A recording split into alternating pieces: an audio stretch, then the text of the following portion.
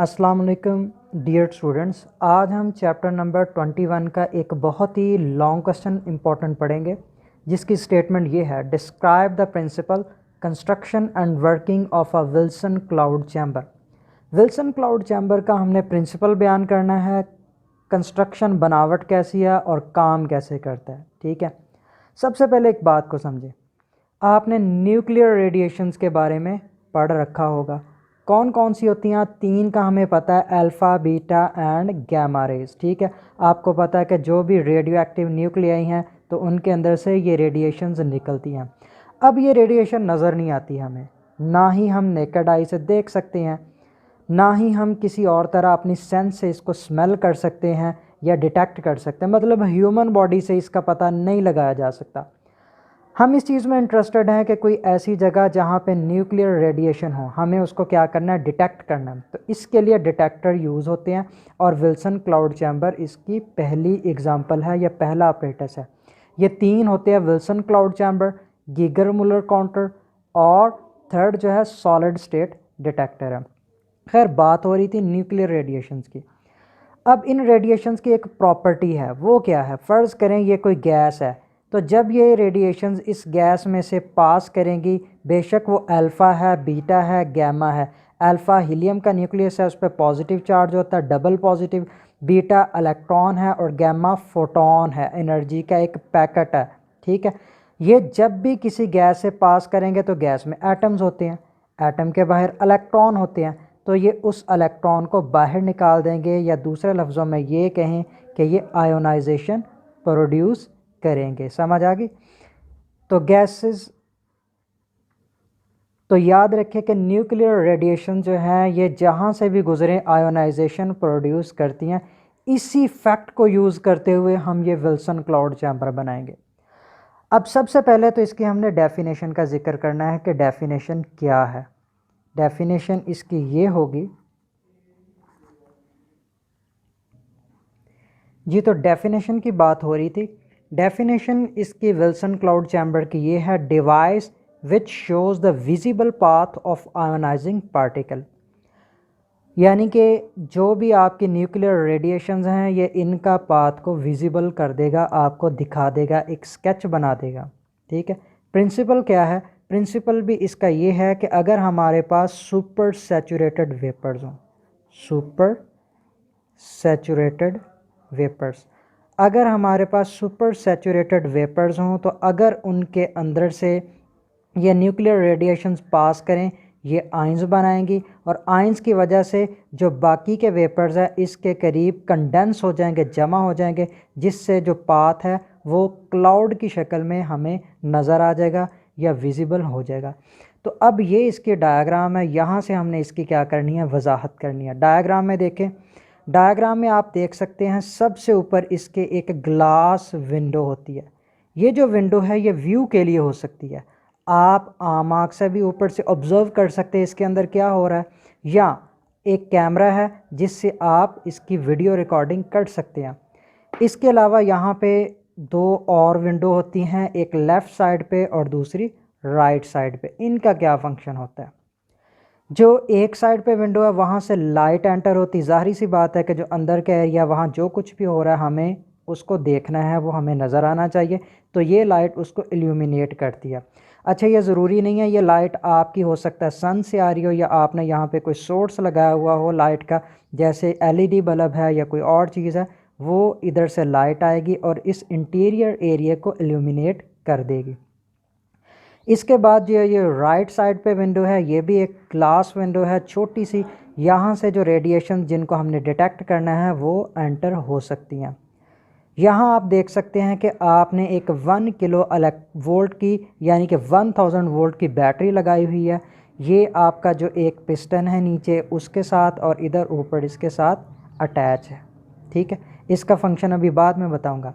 ये आपका जो नीचे वाला है ये पिस्टन है, बिल्कुल एक पंप की तरह, ये नीचे को भी आ सकता है ऊपर को भी, और ये मूवेबल है। ठीक है, अब हमने क्या करना है, ये सारी इसकी कंस्ट्रक्शन है, ये जो अभी मैंने बात बताई है। ये एक हमने होल रखा हुआ है, ये वैक्यूम के लिए। ज़ाहिरी बात है जब पिस्टन ऊपर या नीचे मूव करेगा तो एयर को यहाँ से रास्ता चाहिए अंदर आने के लिए या बाहर जाने के लिए, पास करने के लिए या गुजरने के लिए। अब ऐसे होगा, इसकी वर्किंग की तरफ अगर हम आएँ, अगर हम वर्किंग की तरफ आएँ तो सबसे पहले इस बैटरी को यहाँ पे एक स्विच होगा, ऑन कर दिया जाएगा। ठीक है, ये स्विच ऑन कर देंगे तो इससे क्या होगा, ये बैटरी इधर अपना पॉजिटिव पोटेंशियल प्रोड्यूस करेगी और ये पिस्टन जो है आपका ये मेटल का है, यहाँ पे नेगेटिव पोटेंशियल प्रोड्यूस करेगी। हो सकता है इसके अंदर जो कोई गैस है उसके अंदर पहले से आयंस मौजूद हो, तो उनको रिमूव करना, तो ये उसको रिमूव कर देगी। आयंस जो हैं ये नीचे आके, अगर पॉजिटिव आयन है ये फ़ौरन से नीचे आएंगे और आके इसके ऊपर चिमट जाएंगे। अब इसके बाद अगला काम हमने करना है, अब इसके अंदर कोई भी आयन नहीं है, तो यहाँ पे एक हमारे पास पैड है। ठीक है, ये पैड जो है इसके अंदर अल्कोहल है, it is socked with alcohol, इसके अंदर अल्कोहल है। ये जो अल्कोहल है, जैसे ही इसका हम पैड यहाँ पे रखेंगे तो ये जितना एरिया इसके अंदर अल्कोहल के वेपर्स मिक्सअप हो जाएंगे, जिससे एक सैचुरेटेड वेपर्स का एरिया जो है वो प्रोड्यूस होगा। ठीक है, अब हम चाहते हैं सुपर सैचुरेटेड वेपर्स बनाना, यानी सैचुरेशन ज़्यादा करना चाहते हैं। सुपर सैचुरेटेड से मुराद ये है, तो इस पिस्टन को नीचे की तरफ मूव करवाएंगे हम। जैसे हम मूव करवाएंगे ये बिल्कुल पंप की तरह है, यहाँ से एयर भी रिमूव होगी। जैसे ये नीचे की तरफ हम मूव करवाएंगे तो इससे यहाँ पे ज़्यादा एरिया प्रोड्यूस होगा, तो वेपर्स के और पार्टिकल अल्कोहल से निकल के इसके अंदर एडअप हो जाएंगे। ठीक है, इस तरह हमारा सुपर सैचुरेटेड हमारे वेपर्स बन जाएंगे। ठीक है, इसके अलावा यहाँ पे नीचे की तरफ जब मूव करेंगे तो एक्सपेंशन प्रोड्यूस होगी, जिसे कहेंगे एडियाबैटिक एक्सपेंशन। तो एडियाबैटिक एक्सपेंशन से क्या होगा, कूलिंग भी प्रोड्यूस होगी, जिससे अंदर का टेम्परेचर कम हो जाएगा। अब हमारे पास अंदर वेपर्स हैं लेकिन कोई भी फॉर्म नहीं है। अब आपने जिन रेडिएशंस को डिटेक्ट करना है, वो अल्फ़ा सोर्स है, बीटा है, गैमा है, वो आप सामने रखें। जैसे ही सामने रखेंगे ये विंडो बहुत थिन होती है, इससे वो रेडिएशंस पेनिट्रेट करेंगे और अंदर आ जाएंगे। जैसे ही अंदर आएंगे तो वो क्या पैदा करेंगी, आयोनाइजेशन। आयोनाइजेशन आपको बताया कि एटम होंगे, ये वेपर्स एटम ही हैं, तो एटम के अंदर इलेक्ट्रॉन है, ये निकाल देंगे जिससे पॉजिटिव आयन बनेगा।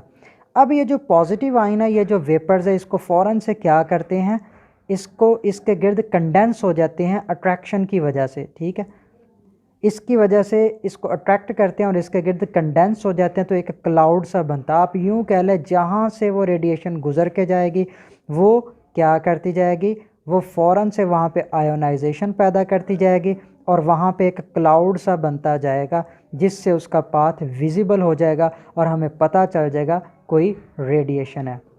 अब 3 तरह की रेडिएशन है, तो हम तीनों की वजाहत करते हैं कैसे कैसे होता है।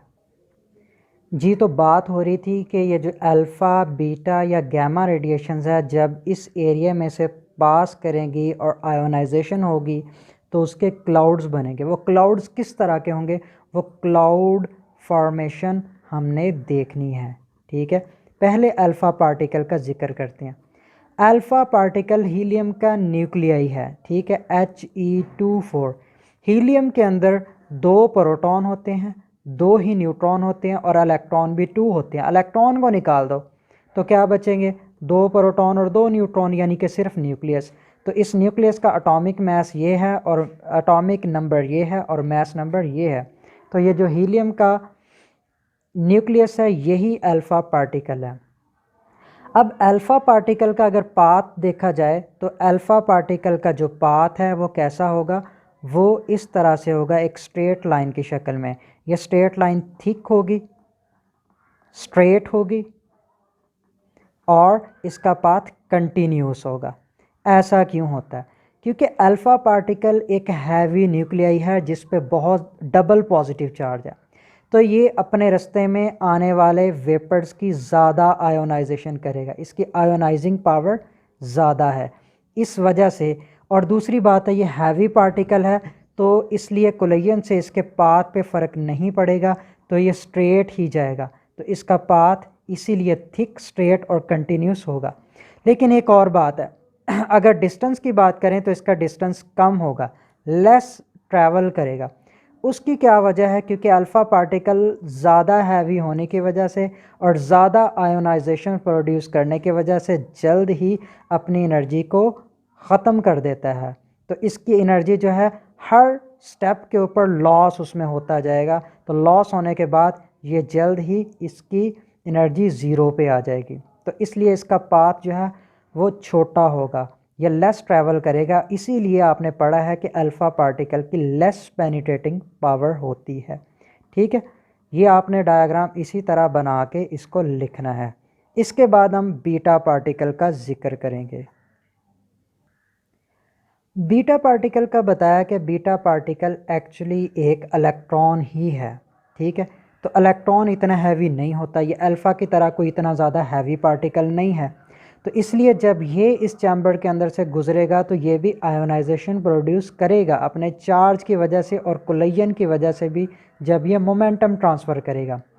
लेकिन बात यह है कि ये हल्का पार्टिकल है, तो इसलिए कोलिजन से इसका पाथ डिस्टर्ब हो जाएगा, इसकी थोड़ी बहुत स्कैटरिंग होगी। तो इसलिए अगर हम बात करें तो इसका जो पाथ है वो कंटिन्यूस नहीं बल्कि डिसकंटिन्यूस होगा। अगर अल्फ़ा की निस्बत इसको कंपेयर करें तो इसका पाथ जो है ये थिन भी होगा। अल्फ़ा का पाथ थिक है तो इसका पाथ कैसा होगा? थिन होगा और डिसकंटिन्यूस होगा। इसकी रीज़न भी आप अगर देखें तो इसी तरह से है कि अल्फ़ा बीटा पार्टिकल इलेक्ट्रॉन है, छोटा है, तो जैसे ही किसी एटम से टकराएगा फ़ौरन से उसकी स्कैटरिंग होगी, इसीलिए उसका पाथ चेंज होगा। ठीक है, और इसका पाथ, इसकी अगर बात की जाए कि कितनी दूर तक ट्रैवल करता है, तो अल्फ़ा की निस्बत इसका जो डिस्टेंस है वो ग्रेटर होता है कंपैरेटिवली। वो क्यों होता है? क्योंकि इलेक्ट्रॉन यानी कि बीटा पार्टिकल अपना छोटे होने की वजह से इतना ज़्यादा कोलिजन से एनर्जी का लॉस नहीं करता, तो इसलिए इसकी पेनिट्रेटिंग पावर जो है वो भी कंपैरेटिवली अल्फ़ा से ग्रेटर होती है। Penetrating power is greater than alpha. ठीक है, तो ये आपका बीटा पार्टिकल का पाथ है इस चैम्बर के अंदर, विल्सन क्लाउड चैम्बर के अंदर। तो ये भी आपको यहाँ पे बता दिया। थर्ड जो है वो हम गैमा रेज़ की बात करेंगे। इसके बारे में आप पार्टिकल मत कहें, इसको रेज़ ही कहें। आइंस्टाइन और मैक्स प्लैंक्स के तहत अगर रेडिएशंस को डिस्कस किया जाए, बेशक वो गैमा है, एक्स रेज़ है या कुछ भी हैं, तो वो फोटोन की शक्ल में ट्रैवल करती हैं। Photon is a packet of energy. ठीक है, फोटोन एक एनर्जी का पैकेट है। अब ये पैकेट भी जब किसी एटम के इलेक्ट्रॉन से टकराएगा तो उसे मोमेंटम ट्रांसफ़र करेगा, जो कि P=H/λ है। ठीक है, आइंस्टाइन के अकॉर्डिंग। तो ये मोमेंटम ट्रांसफ़र करेगा, जिसकी वजह से क्या होगा? जिसकी वजह से उसमें फिर से आयोनाइजेशन प्रोड्यूस होगी। तो मतलब गैमा रेज भी आयोनाइजेशन प्रोड्यूस करती हैं, लेकिन ये इतनी ज़्यादा नहीं करती। सबसे ज़्यादा अल्फ़ा पार्टिकल आयोनाइजेशन पैदा करता है, इसीलिए इसका पाथ थिक होता है। उससे कम बीटा पार्टिकल और गैमा रेज सबसे कम आयोनाइजेशन प्रोड्यूस करती हैं। अब अगर इसका हम पाथ देखें इसके अंदर, तो इसका पाथ बिल्कुल ही डिसकंटिन्यूस सा होता है। ठीक है, और गैमा रेज जो है इसका पाथ, अगर डिस्टेंस की बात की जाए तो इसका डिस्टेंस इन सब में से ग्रेटर होता है, तो हम लिख देते हैं ग्रेटेस्ट। इसी वजह से आपने पढ़ा होगा जो पेनिट्रेटिंग पावर है वो गैमा रेज की सबसे ज़्यादा होती है। और पाथ डिसकंटिन्यूस इसलिए होता है कि जो फोटोन है, आपने पढ़ा है रेस्ट मास तो उसका ज़ीरो होता है, but when it is moving it has some mass, but it mass is very और much lesser than all other particles. Alpha तो बहुत हैवियर है, इलेक्ट्रॉन भी, लेकिन ये फोटोन बहुत ही ज़्यादा स्मॉलर है। तो इसलिए ये बहुत जल्दी अपना स्कैटर हो जाता है और अपने पाथ से डिस्टर्ब हो जाता है। तो इसलिए इसका पाथ जो है ये बहुत ज़्यादा स्कैटरिंग वाला होगा और डिसकंटिन्यूस होगा। ठीक है, तो ये आपका टॉपिक है।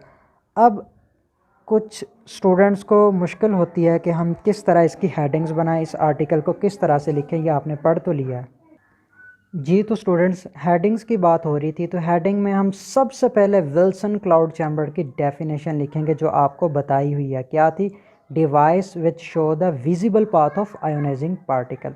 इसके बाद प्रिंसिपल लिखेंगे। प्रिंसिपल भी आपको एक्सप्लेन किया है, अभी मैं बुक पे अंडरलाइन भी करवा दूंगा। प्रिंसिपल क्या होगा कि जो सुपर सैचुरेटेड वेपर्स हैं वो आयोनाइजेशन प्रोड्यूस करते हैं, जिसकी वजह से पाथ विजिबल हो जाता है और आप डिटेक्ट कर सकते हो। कंस्ट्रक्शन मतलब बनावट, इसमें आपने लेट वाला फ़िक्रा लिखना है कि let us consider this and that, वो सारा आपने डायग्राम में जो भी है एक्सप्लेन कर देना है। जो इसके बाद डायग्राम बनाएंगे और फिर वर्किंग की हेडिंग है। अब ये सारा कुछ मैं आपको बुक पे दिखा, तो ये आपकी जो बुक है इसके ऊपर ये सबसे पहले it is a device which shows the visible path of ionizing particle, ये डेफिनेशन है। इसके बाद आगे आपका प्रिंसिपल है यहाँ से यहाँ तक। ये जो है the apparatus consist of, page number 234 है, यहाँ से लेके दैट इट रिमूव एयर यहाँ तक ये आपका जो बनता है ये आपकी कंस्ट्रक्शन है। इसमें लिखा हुआ है कि इसमें क्या क्या होता है, ये डायग्राम है। इसके बाद इससे आगे जो है वो सारी आपकी वर्किंग है, और वर्किंग के अंदर आपने ये 3 डायग्राम जो कि इनके पार्ट्स के बारे में हैं वो ज़रूर बनानी है, जो कि आप देख सकते हैं, जो कि अभी मैं आपको दिखा देता हूँ। ये आपकी जो डायग्राम्स हैं अल्फ़ा पार्टिकल, बीटा और गैमा की। इसके साथ ही अल्लाह हाफिज़।